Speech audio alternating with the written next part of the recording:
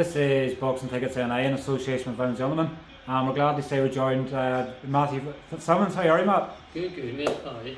Definitely been a while since we've seen you. I think probably the last time we seen you in a ring was pretty over 2.5 years ago. Yeah, I think it was like 3 weeks before COVID hit. Oh no, I mean the last time we seen you in the ring I think was yeah. February 2019. Obviously your last fight was in Oldham. Ulster Hall, yeah. Against Jamie Quinn. Yeah, it would have been the last time that I've been in the ring over here, and then before that it was 2017 I think, so it's quite a while ago, like, you know. Definitely is. I guess like anything, obviously everybody's been in tenterhooks with obviously no shows and stuff like that, and Belfast now starting to open up. We'll sort of go into obviously your next fight and things like that, but how's things sort of been for you? You know, is it just keep knuckling down and just... Yeah, well, I kind of, to be honest, I was near borderline retired there.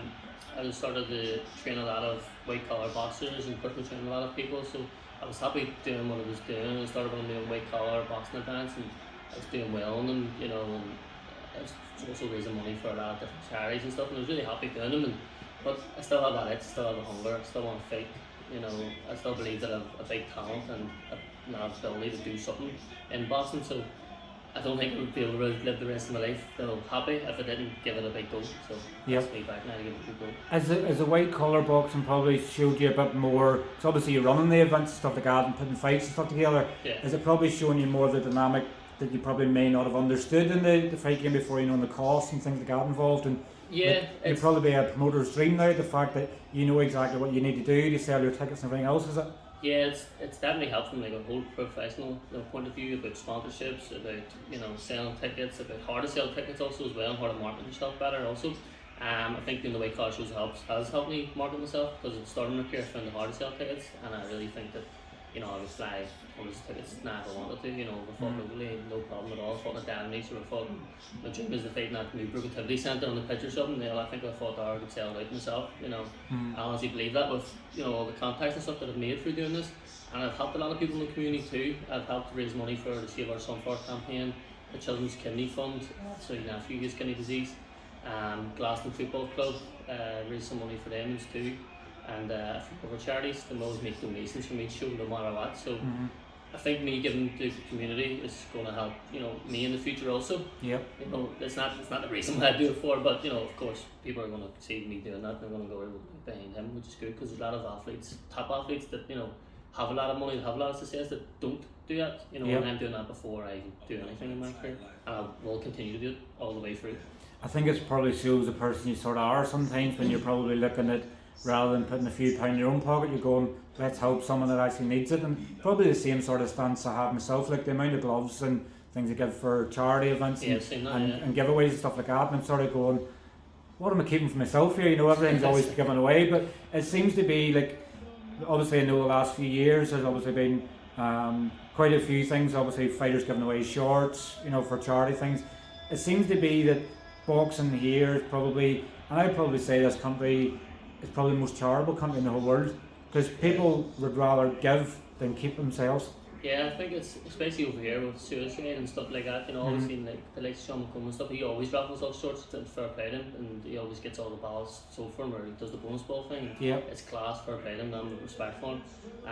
They all do it. I think there's this girl down his way, I think recently passed away and stuff, and straight away they're all straight on to it and all. And, you know, I'd say the boxing, that means a lot more, you know. Boxing's only a small part of life, there's a lot more to life, and if any boxers did have that, you know, that establishment that they're able to do that, then why wouldn't it? You know, fair play to everybody that does. Definitely, and I say it's one that we can never harp on about enough, you know, that what boxers do in the local communities obviously helps to make a difference, you know. Sometimes people think that every boxer's a millionaire, you know. Definitely. There's only 1% of boxers that get to the very top that's going to make money to the sport, but at the end of the day it costs nothing to be nice. Yeah, exactly. You know, it doesn't cost a lot of boxers just to use their profit, you know, to generate money for a charitable cause, you know. There's probably a tweet or a Facebook post, you know. Sometimes all it takes for the big fighters, you know, when Frampton does things for charity, all he does is put one post up and probably has thousands of pounds coming up, you know. Yep. It's class, but everybody should do it.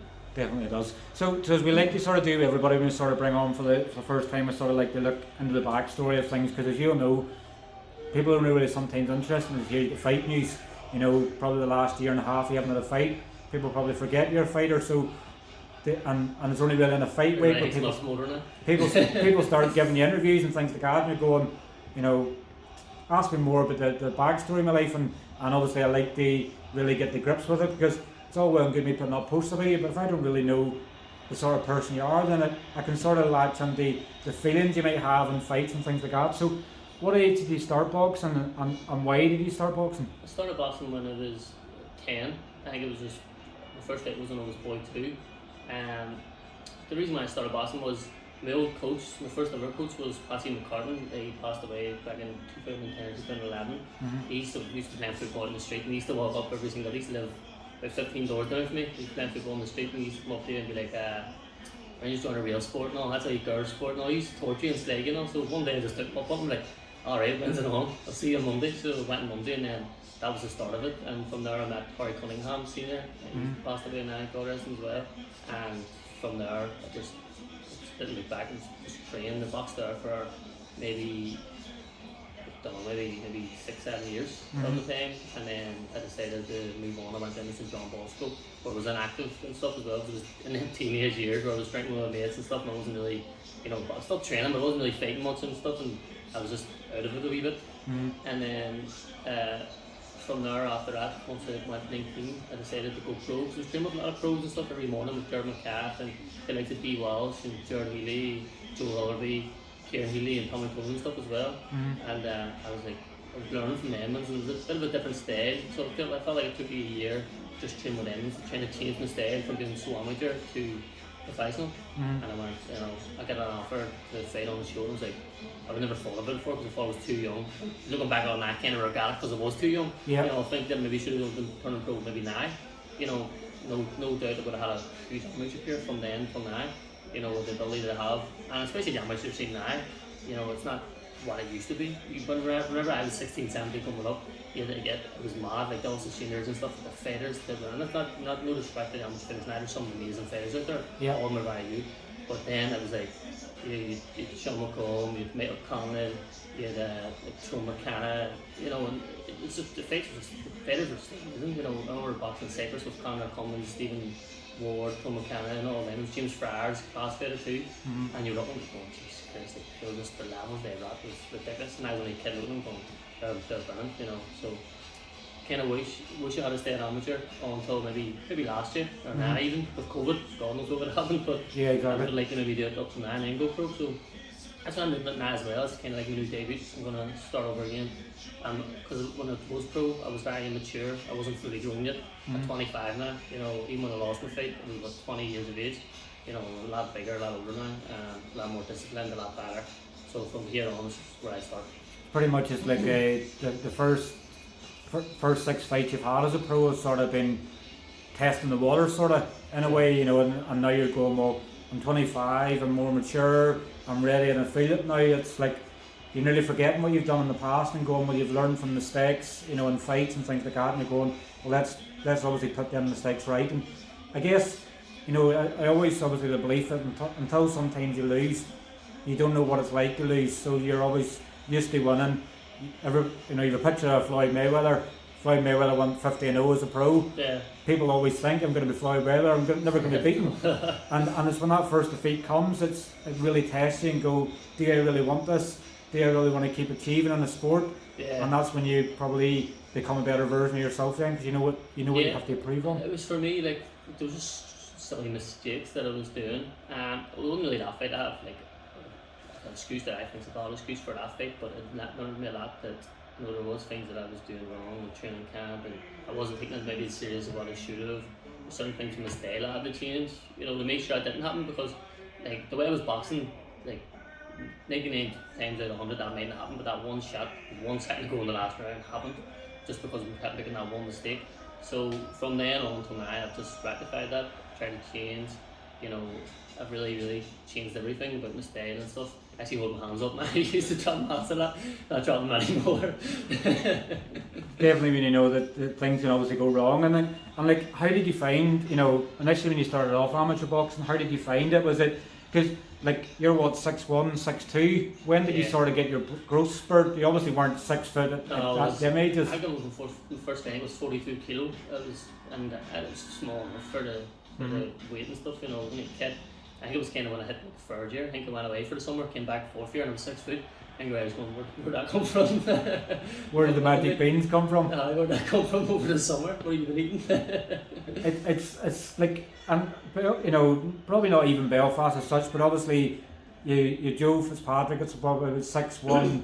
Sean McComb's pretty much the same. You've obviously then Gary Cully, 6'2" as well, and you're sort of seeing some of the Irish fighters and you're going, you know, he's been stretched out between trees, you know, like the Jean-Claude Van Damme thing where they're sort of trying to stretch him out. Stretching arms out, you know, but it definitely gives you a good advantage in boxing as well. Yeah, and that a different advantage. There's obviously disadvantages as it also, but that's the other things that I've been working on. I've brought on a new coach, Jamie Dees. Jamie's seasoned in the game. He's been in the game for over 40 years and a referee for years, and I think he's a senior champion a little times himself. And he's a big career, and he's a big coaching career, and he coached Irish teams and stuff. And he was actually one of the coaches when I boxing Cyprus 11 years ago with that team I was telling you about with Conrad Cummins and Tom McCann and stuff.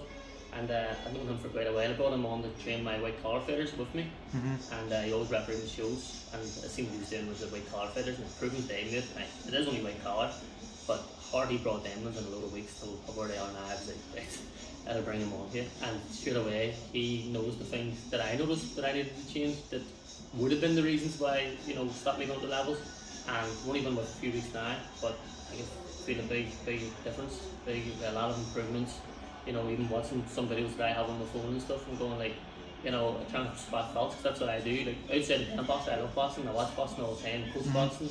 So it's easy to teach people, it's hard to do it yourself. So whenever I was watching, I was like, right, this has been rectified, and that's all about getting rid of bad habits and moving forward and trying to make something. And I don't think there's a better coach than Jamie Dees to help me get there. And definitely in November we're probably hopefully going to see that as well. Yeah, I guess it's one of them things in life sometimes, like we're probably too good at notifying what we're good at, but sometimes not what we're bad at. You know, so like, you know, if you went for a job interview and they're saying name me 3 things that's bad about you, you're going, well if I'm telling them something that's bad about me, I'm not going to get the job. Or it's the same with boxing, if I can't identify the things I'm bad at. Yeah, exactly. You always want to improve the things you're bad at, and obviously then keep similar with the things you're good at, so you can bring it all together. Yeah. But then it's identifying it yourself. You know, until you get hit with a certain punch, you're going, my left hand is low, or I'm not throwing my jab enough, or things like that. But boxing's like a game of chess, pretty much. Sometimes, you know, it's like you could obviously be the best defensive boxer in the world, but you could come up against another defensive boxer. You need to have an attack as well. Yeah. You know. But obviously the turning pro at 19, let's say the opportunity you just couldn't turn down.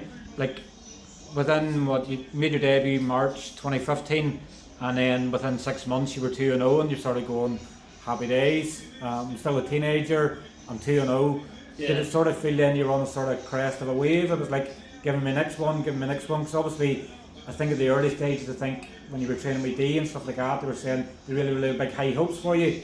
And obviously then you got from September 2015 to April 2017, so you'd about 19 months out of the ring. What was sort of happening in between fight 2 and fight 3? It's kind of like the management stuff, and as well, like there wasn't, in that period of time, there wasn't shows the way there is now, or before COVID, the way there was in Belfast. There was a show every couple of months really. There wasn't, you know, there was maybe a show every 3 months, and it was Mark Dunlop's shows with his fighters on and stuff, so it was near impossible to get a full card every time and the fighters he had and stuff, so it was more impossible. So especially D Walsh contacted Kieran Fall. I think Kieran Fall put a post up on Twitter, and he came over, and me and D got talking to him and saying to Kieran. Kieran said it's a show over here. Then signed up Dan Machine, Joe Willoughby, Jerry Lee, Mark Morris, and Paddy McCrory was signed as well, wasn't he? Paddy McCrory, Sean Higginson as well actually, and a couple other fighters I think as well. And he done a show, and then it was supposed to be one in October. Straight after that cancelled, so then I didn't fight until the February after that, or no, the July after that might have been the one. Aye, so you had April, so obviously the April fight 2017, and then your next fight 21st of July 2018, I think you'd signed with Assassin Promotions, and obviously pretty much straight away they got you a fight. Obviously looking back, you know, obviously your fight with Taka Bembere. Probably a name I probably feel like I've pronounced right there. But when you sort of look back on that, it's probably a frustrating fight because one you controlled from sort of from probably start to near the finish. You know, you're 1 second to go in the last round. It was one of the things as well. I think it was meant to happen. You know, I think it was a lesson that I had to learn in life as well outside the ring too. One of the easiest fights, like one of the best performances I put on the first couple of rounds actually. It boxed very well. Probably had a couple of opportunities where I felt I could have stopped him, and because I've been out of the ring for so long, I wonder when I was like, just get the rounds. So I was laying off and going back to my job and stuff. Regret that. I regret it big time. So just took a chance on that. I'm not doing that again. It's one thing my dad learned from that fight. Really struggled. The problem was as well, really struggled with being out of the ring for maybe 19 months. I struggled to make the weight. I lost over 6.5 kilos in say 5 days, and I flew over. I was told the weigh-in was 11 o'clock. When I got the weigh-in 11 o'clock, they told me to come back at 5 o'clock. I was in the ring at 7, so they told me I was in the ring at 7. So I weighed in at 5 o'clock, 2 hours to rehydrate, which isn't a long time. Your lad came in weighing a couple of pound heavier as well, so he obviously wasn't trying to make weight, and he was obviously sitting whatever he was sitting at. And I get in, felt fine first 2 rounds, and then when I came out for the 4th round, I felt like every bit of energy just left my body. I was coaching, but I was in his dream. There was just, my brain was obviously so dehydrated from the weight loss and stuff, and anybody that I've ever fought would beat me at night, and that's no disrespect to Taka because he's a big puncher. He's not quite a few lads, quite a few big prospects as well through his career. He is a journeyman. At that time, he was only like when he had 1 pro fight, and he was also trying to, he was going out trying to win fights and stuff. And obviously from then on, you can't sell tickets, you don't get gigs, so you can't sell tickets. That's the route that you want to go. You want to go on the road and make a lot of money. They make a lot of money, make a lot more money than we make anyway. it's definitely it's a skill in itself. Like I know journeymen sometimes get slated for these certain levels. Sometimes you see some of the journeymen out there and you hit them 1 punch and they're going down. You're going get back up. Yeah, I think for journeymen more. English journeymen and stuff, they're tough guys. And to be honest, they're very good fighters. They're just very good at doing what they're doing. And a lot of times when they want to win fights and cause upsets, they do. And defensively, they're very sound. Jamie Quinn's very defensively sound. He's had 100 fights and only been stopped twice. And the 2 people he didn't stop by, one of them was Kakachi. Kakachi broke his jaw in the first round or something. Yeah. That's Kakachi for you, They kind of no one's really stand his body catches he claimed that weight. It's like Jamie Quinn, obviously. Obviously, I know that he fought in the Ulster Hall in February 2019. They call him obviously the Devil Child, but anybody that sort of knows boxing and things like that knows the talent Jamie Quinn has. Yeah. He just probably it's just a stage where he just can't bother to sell tickets or just doesn't like the hassle of it. But obviously he's of a really good standard, and it probably shows in fights because he's defensive in a way, the fact that because he's a journeyman he doesn't want to get stopped because he obviously maybe in a fight the next week as well. So he knows how to talk up and everything else. He knows when to throw punches, and sort of if he knows Craig M landing punches from this guy and it looks like I might stop him, he then knows to ease back because he doesn't want to win. That's all part of the game. Outside of boxing, the casual boxing fans don't understand that part of the game. But that's the way it is. They do a big thing for sport journeymen. They help fighters, and they do test them too. They know whenever they're when they want to test a fighter to see where a fighter's at to progress his career too. So outside of them just doing to get money, they are helping fighters as well. To get better. To a lot of times they'll just put them on the journeyman, put it on a prospect. In the later rounds and stuff to see what they have. To help them in their career. I love journeymen. I think they're brilliant what they're doing for the sport. I love journeymen, and probably the one probably like the most probably Van Puch. He's over and obviously fought Paddy in the Ulster Hall, and I've seen it recently. I think it was a video of him during the Euros there, where obviously he's doing a ring walk, he's bringing the football and he's kicking the ball about the ring. It's exactly what you want. Sometimes people go, well, it looks very cheesy and stuff like that, but it's actually good for the sport. It's bringing a laugh and a joke to it whenever it's a serious sport, as it can be at the very best of times. But I definitely have quite a few journeymen I like. But obviously fighting in the Ulster Hall, what a venue. Yeah, it was class. I love that show, and Mark Dunlop again, he's going to give me the chance to fight on it. And it was a great atmosphere, great experience as well. It's just, I don't think I've actually been in the Ulster Hall until that day. I don't know why, I just never went to any gigs or anything in it. but it's class. It's the way it's tarred over you, the top circle, or the square, and everybody, there's a gladiator in it. It was amazing. I loved it, really loved it. And you're probably not able to take too much of it in, because you're obviously in a fight, you're sort of focused, so tunnel vision, but you're sort of looking around afterwards and the crowd, see people you can see, and you're going, because it was on what a first venue. as well, it was good as well, because I got to enjoy the rest of the day as well. Yeah. I was on first, and to be honest, I felt it quite quick, so it wasn't like we're in the Odyssey and you're fighting first, like you're fighting in the club show, and there's nobody there at all. Yeah. Like it was practice as soon as I was in the ring, really, and it was great to enjoy the rest of the thing after. And Tyson was back after that 10 farmer fight, and I think he blew your man out in 2 rounds or something. Yeah. Like, that was a statement of lightweight, and he destroyed someone in a couple of rounds, and I was like, Jesus Christ. give the guy a chance here, he just went and destroyed him. But obviously, since after that fight then, I think he ended up having a bit of an activity again, but you had actually called out one of the southern fighters that actually is with your old promoter now in Assassin Promotions, Alan Phelan. Was it sort of, like, you probably don't seem like the type of somebody to call someone out, you take fights and get people respect, but obviously the Alan Phelan sort of call out, where did that sort of come from? It was more of a Damon's offer mate than a call out. It was backstage, it was whatever I put up the article, was kind of like as I said, like, well, what about the fight with Alan Phelan? Heard us talk about fight with Alan Phelan, and I was going to fight Alan Phelan, no problem. I'll fight anybody, I'm sure. Especially at that stage, I had a fight, and I didn't fight for a year, so I don't really care.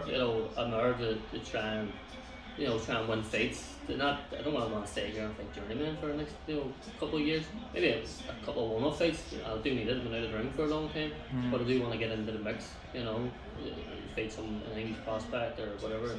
Very soon, because I'm 25, so I'm young, but I want to go now. I don't want to sit here and sitting on the bench for the last few years. So I'm ready to go. Really, just a couple of ring rust fights and then take a hard fight. And obviously, if I win that hard fight, then that's when my career will really start.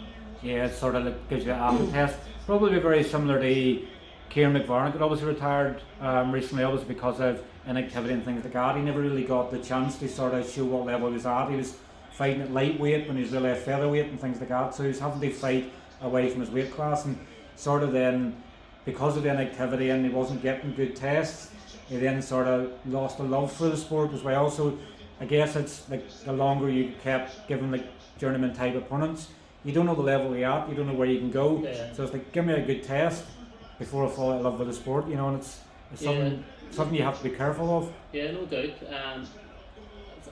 You do need it. You do need build up fights, more fights. You're not gonna I'm not gonna go 2 years in the ring straight in the fight in our prospect. Who's paying on or something, because you'll not he could be active for he could have 2 fights now in the last 6 months. So that even if he isn't as good as you, that activity then gives him an advantage. So you want to be on a level playing field with the same amount of fights the same bit of activity, and the same amount of fights in a short period of time, obviously. I think a lot of fighters took that, went wrong with that. They took an odd prospect on, and who was probably the same ability, same record, but they've been in the ring for 2 years, and then the other guys been fighting maybe 10 times in 2 years. Yep. It's just I gives him a one up on them. Yeah. Obviously your last fight now, I guess when you were fighting in February, you probably were going, I'm going to get going here again. Happy days. You fought obviously another decent journeyman in Ed Harrison, who was recently over here fighting James McGivern in the Fela. Yeah. But Ed's obviously one that he's on the road, obviously taking fights where need be, but he's a good strong journeyman as well. He'll take your best punches and probably nod to you and go, good punch, hit me again. Yeah, I like it. It's good fighter. He's with Kieran Farrell as well. Kieran's a very good friend of mine. Managed me for a couple of fights. Kieran's a great guy. Ed's a very good boxer as well. He's an awkward style about him and stuff too. He went over.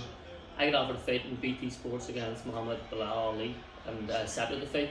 And then whatever happened, the fight ended up didn't go ahead. Ed ended up taking the fight in short notice, and he went over and probably won every single round and beat him on a 4-rounder and beat him quite easy. And that hit Muhammad Bilal Ali. He was supposed to be a big prospect. He was in the yards gym and stuff, and there's a lot of talk about him from what I heard. And it shows you when Ed puts it on, and stays make fights. That guy just laid it perfectly for it. He was a good fighter, and he also fought.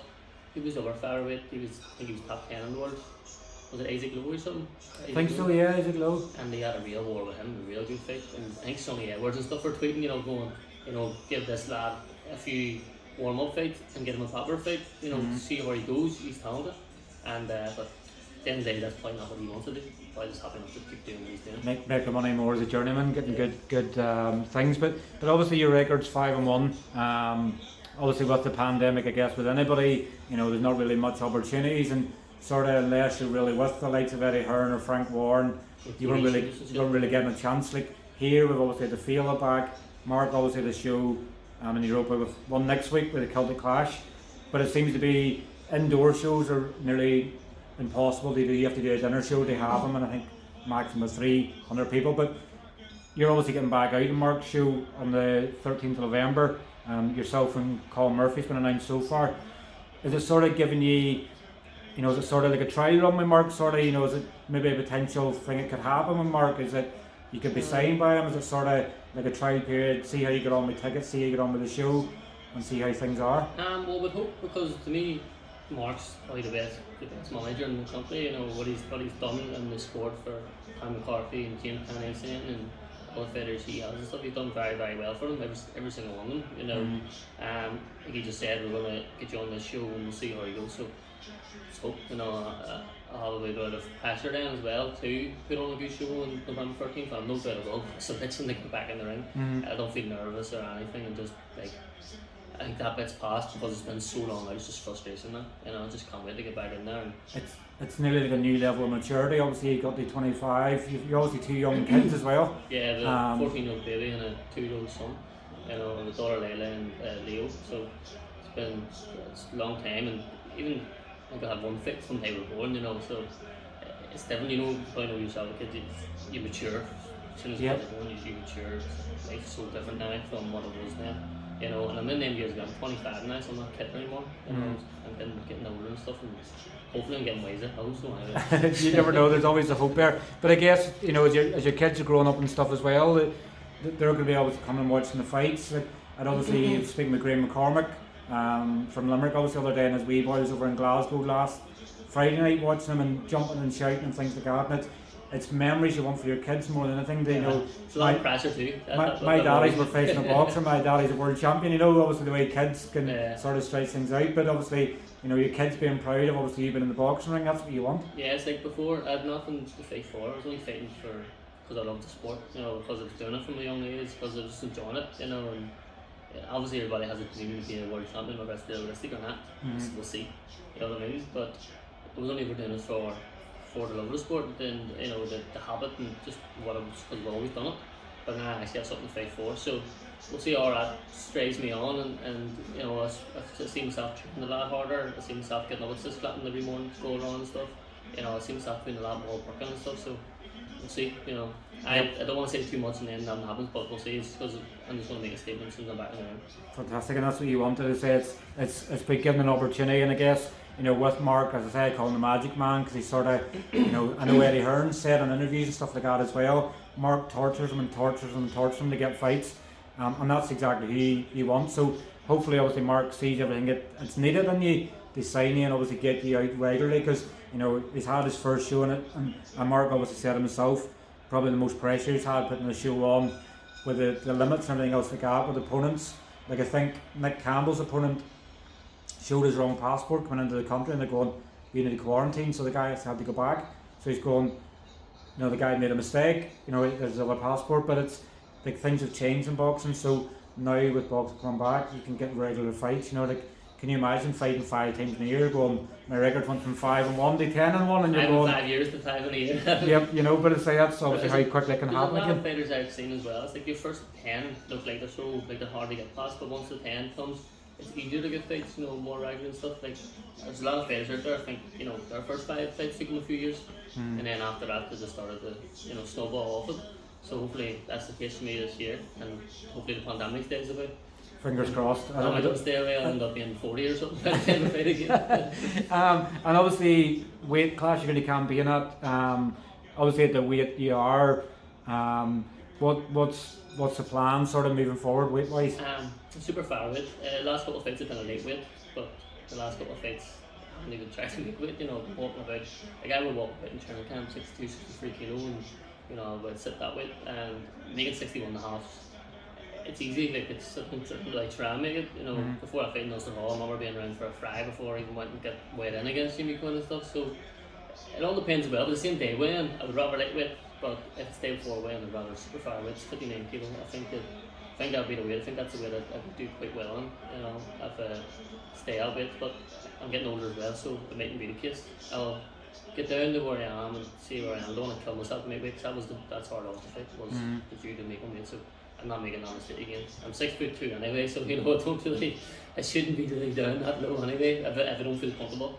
Yeah. So, but lightweight, super featherweight, in around there. Yeah, fantastic, and obviously it's good to sort of have a mix of both. And I'd say a good thing with Mark shows is they are weighing the day before, because you plenty of time to rehydrate. But like you're not going to be probably down as super featherweight for this fight. It'll probably be a lightweight fight, because there's no point being a super featherweight unless it's sort of for something as well. So yeah, I think as well, like getting the opponents super featherweight is a bit harder. Getting the opponents lightweight, it's a bigger pond.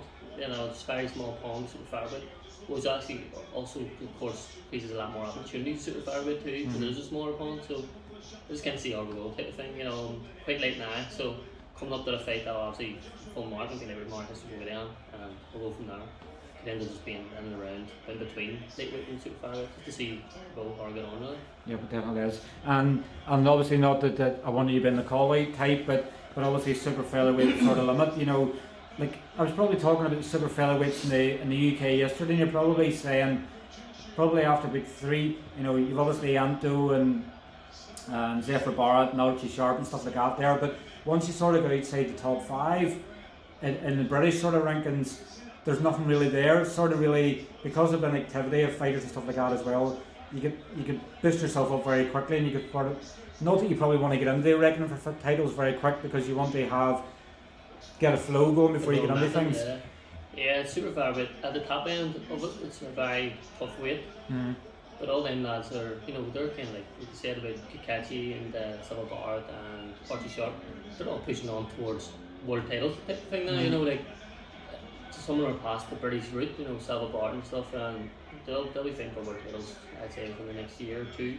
Hopefully, I hope Kakachi is, because he's a class fighter and he deserves it. So hopefully he pushes on him, maybe gets another fight or two, and then he's ready for. Well, no, he's ready anyway, but just they give him the chance to fight for the world title. Yeah. You know? As long as he's not calling you out or anything, you know. Yeah, but I've always been a fan of Kakachi from a young age, really, you know, coming up and stuff. And class fighter, and would be class same on a world title, you know. And if he could, I think definitely win more. Yeah, but I think Carl Frampton was obviously saying there that obviously Kakachi had always more ability than himself, but they're just bad luck and things like that. You know, inactivity probably like yourself, inactivity not be able to showcase yourself. Yeah, very similar. Then I kind of expected when activity in his last fight for him to come out, you know, and he what, 31 now? 32. So I kind of thought, you know, I'm going to see the same Kakachi, he's getting a bit over now, and that was probably the best performance I've passed of him, so I was like, brilliant, happy days. I was like, happy days, I'm good to see him, you know, he hasn't lost a step or two, he's better than probably what he was, so let's hope that in the next year or so he gets his big opportunity. Definitely, I think hopefully the plan is going to be out now in the week before you, actually, 6th of November, you're obviously fighting again in Birmingham.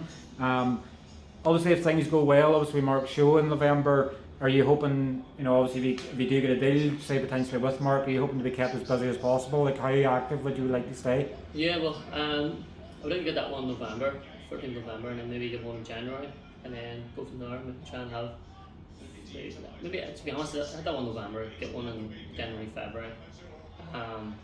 Then if I have a fight on before I really don't care, like, and busting the go, you know, because at that stage it could be, you know, 7 or 8-1, it's not a bad record, and you know, it could be knocking on the door for a few decent fights, you know, and obviously if I run them decent fights, then I'll start career stuff like that. Definitely is. And like, I know not trying to think too far ahead, but sort of, you know, if you were potentially to get signed to Mark, there's probably the, you know, you watch the Zone obviously flat out there and things like that on Sky Sports, but obviously Mark's got a deal for Nick Campbell on Sky Sports, James and Tommy's on the Zone, so there's a potential obviously there you could end up fighting on a, you know, tonight with AJ Uzak, you know, you just don't know, like a year down the line you could go, Craig, I remember a year ago I was sitting doing an interview and, you know, talking potentially like signing Mark, and here I'm on a big card. Yeah, you know, it's just how quick it could change. That's the dream, really. You know, that's the dream. So it's kind of about me putting the work in, getting the fights, winning the fights and stuff. And a long way to go as well. I'm not fully thought either. So But I believe, you know, with my new coach Jamie and stuff, that we will make something big. Bring on a few more strength and conditioning trainers and stuff. So, yeah, hopefully within the next couple of years, I'll get one of them big shows. Definitely. I never late, so I just want to stay fit all the time, because if I get a couple of fights under me, and then someone phones 48 hours before the fight and be right, this is the moment that we're waiting for. So that's our opportunity. And I believe in a lot of things that do happen. You know, it's very film type of stuff, but you know, it does happen. You know, and obviously if you think you're coming in 48 hours, they automatically think that you're coming to, you know, to roll over or whatever, but it doesn't have to be the case, and it's not going to be the case in the rise step for the ring. Definitely see the size of it as well. Somebody's going, you know, probably the records move wrong in boxing, and they go, right, where's the step ladder, you know, to get to you? I think as well, the records could might be for that one loss, people not knowing what happened behind the scenes, because all they see is, you know, the result, and then they don't have a clue what happened that day. And that could be a good thing as well, it could be deceiving. You know, if you get a prospect that's maybe not at the highest level that could want to fight me, and I'll go up with that. If I believe I could beat them, so yeah, let's go. It's a mind game sometimes, you know, like sometimes, you know, I think as I said with some fighters, people look at the record in box rec and see they maybe don't have many stoppages. You know, I think probably one classic example was Frampton against Josh Warrington, where he's seen he didn't really have a lot of stoppages. Getting 3 or something, 20 fights, didn't he? And then Carl was sort of going, you know, as if I know he can punch, but obviously he's not punching hard. And then he said when they get in there and seeing how hard it hits, he's going, Craig's record's deceiving. You know, you want that record to be deceiving something. And I think as well, for a lot of fighters, there was a guy who was Jordan Gill. You know, I think he only had a couple of stoppages at the start of his career, but I was talking to him, and he was like, you know, I think someone mentioned it or something in the gym, but it was like only 4 rounds. You know, it's not a long time to stop someone. I think he's picked up a load of stoppages since then. He's a class fighter. You know, he's very, very, very good fighter, and a lot of people just need the later rounds. And to be honest, most prospects are just working on things the first 4 rounds for a lot of fights. They're just practicing things. You know, if you're going to go out and knock everybody out in the first round, you're not going to learn anything. You know, you're just going to be on the same level, punching out people, maybe believing in your power a wee bit more, but you're not going to be practicing on, you know, certain tactics or, you know, certain drills that you've been learning in the gym. And then when they do get that 50-50 test, they get beat because they haven't learned, you know. Exactly, because you're just so used to going in and punching everybody out, and then you go in and hit someone with a big fat head, and he just keeps walking forward, and you go, alright. And unfortunately, it's going to be a tough one. Yeah, it is. We've also got to the sort of end of the questions we have, but we always like to do with anybody is obviously give the opportunity to thank sponsors, because I know you've had run inactivity and things like that, but obviously sponsors play a vital role. You know, costs involved just for you to get in the ring. You know, like if you had to do that yourself, you couldn't do it. So obviously I'm going to apologise to probably any potential sponsors. In case you miss any of them out, it's my fault, you know, because we don't pre-plan you with questions, you know, and go here, mention your sponsor. So it's over to you. I'm on the phone. You got it on your phone. No, but I've got a lot of sponsors at the minute, and they just don't help me with my own boxing. They help me with white collar shows and doing them charity events and raising money for people in need in the local community. So outside of boxing, they help with a lot more than just that. There's Andrew Kearns. She's a mental health consultant, and Don Hannaway, he's a roofer. Them two, their husband and wife, and they help me out as much as they can. And Stephen Tumblety, solicitor, I train him twice a week, and he help me out every single time I need something. You know, he's there straight away, and he believes in me as well, and he's a huge boxing fan. Got Healing Heat, who just came on board. They sponsored my last boxing show and stuff. They came on board. They're 2 lovely girls, and they're helping out too. Kevin Hillick, he sponsors me for quite a while now. Kevin's a great guy. Kevin's brilliant. He's got my other car in at the moment there, so hope when he sees this interview, he might give me a pound off the MOT check, you know. Well, Darren Livingston as well, St. Jake. He sponsored me for years now. I had a crap tattoo in the chest of boxing gloves. He's covered up with a big land, so he's the best sponsor in that way. He can actually fix things. I got a tattoo when I was 16 and took about 4 or 5 goes, but he got there, man. Thank God, covering it up. But yeah, he's a great guy. He's sponsored me for a long time. He gets on board with the shows. He always gives a voucher for like full days tattoo for the winner of the main event and stuff. So he helps me as much as he can. I've got a new sponsor as well, who's Hannistown Fuels, Danny and stuff. So he's come on board recently, and he's going to help out with sponsorship, fake kit and stuff like that. So yeah, quite a few here. Kingsway Butchers as well. They help me out in training camp. I haven't been in training camp in a while, but they always give me loads of meat, a lot of chicken breasts and steaks and stuff like that. So they're great to have. Don's a great guy. So that's about it. Definitely fantastic. It's good to obviously have the sponsorship involved. When's tickets available for the show? I haven't heard word yet, but I just imagine it'll be out in a couple of weeks, hopefully, and start getting the people. I think we're only getting limited, we're only getting 50 or something, so because there's only, like you said, only 300 limited, as well being a dinner show and stuff, so I should get it in quick enough, hopefully. Definitely, and I think from the last show, I think the tickets were like £90, was it? I think for like a three course or 4 course meal. So you know, people can go out and make a night of it. You know, you've obviously your sponsors will probably and stuff go there as well, but people can make a night of it, go out and get something to eat. Yeah, you get four course meal. You get to dress up. You know, basically like I think it's like formal type wear and black tie event and stuff. So people enjoy that as well. You know, it's very rare you're going to stick a suit on and go out. You know, so people enjoy that too. And then this day and age, people spend a lot more than £80 on the night out. Yep. Most places they go, at least they're getting 4 course meal at this day. Exactly, and I know from that last show we were at, like Colin Murphy obviously made his debut, and obviously people are going buck daft. You know, people haven't seen boxing in quite a while, so hopefully anybody tuning in the interview is sort of thinking and going. You know, they're going, crikey, 90 quid, that's an easy night out. You know, somebody might buy me a pint. Yeah, you know, exactly. Somebody might not have seen in a while. They go, oh, tell me what about you? Oh, here, I'll get you a pint. You know, you get a free night out as well. You know. Yeah, exactly. You know, I think for what you're getting, you know, the 3 course meal or 4 course meal, I haven't really got the details sent for yet, but for £90, £100 or something, like, it's not bad. You know, you go out for dinner, you know, you spend 50, 60 quid for food anyway. So then once you add in the fights, you know, and I imagine there'll be some great fights. Mark always has a great show, so I mean, yes, people will be jumping at. Definitely is. But Mark, listen, obviously, thank you very much for obviously giving us your time. I think it's just over 40 minutes there of a chat. Obviously, I know you've United top on today. I'm a United man myself. Good to Ronaldo back, but obviously I know the match will be starting soon as well. But thanks very much for your time, and I'm sure we'll probably catch up in fight week in Europa. Yes. Alright, cheers, Matt. Take care.